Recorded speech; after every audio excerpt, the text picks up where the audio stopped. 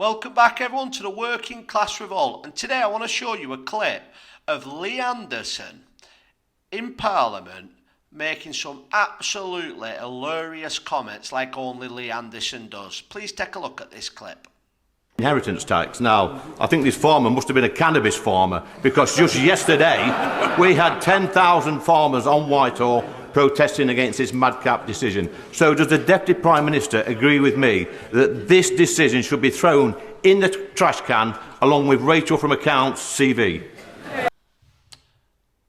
You really have got to love Lee Anderson, haven't you? He is as normal can be. He's a proper northern working man who calls a spade, and that was absolutely hilarious.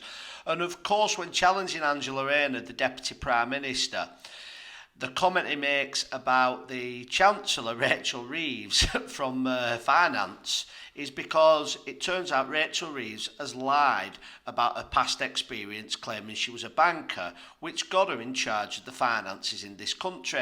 Now, I'm sure Keir Starmer and the Cabinet and all the top of the Labour Party know that she lied on her CV, but the people didn't when it came up to the general election.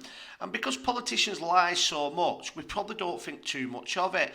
But when you're voting for a Prime Minister, and the second most important person, which isn't the Deputy Prime Minister, it is the Chancellor, you believe in that this person is going to be good on finances, they're going to be good on the economy because there was an ex-banker, and it turns out that they wasn't. It's a serious lie, and I think it's going to come back to bite the Labour Party very hard at the next general election.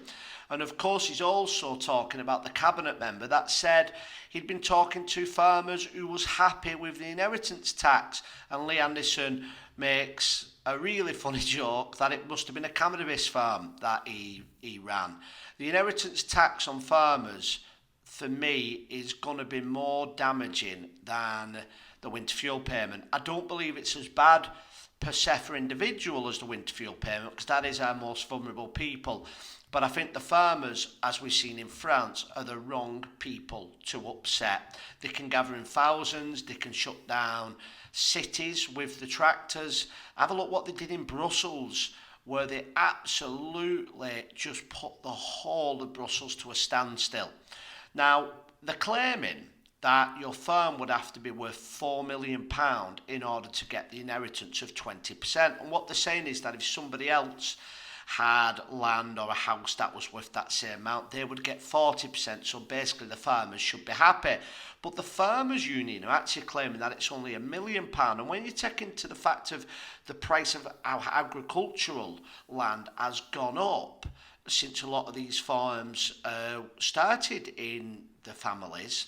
Now, obviously, everything's gone up with inflation, but not to the extent of which an acre of agricultural land is.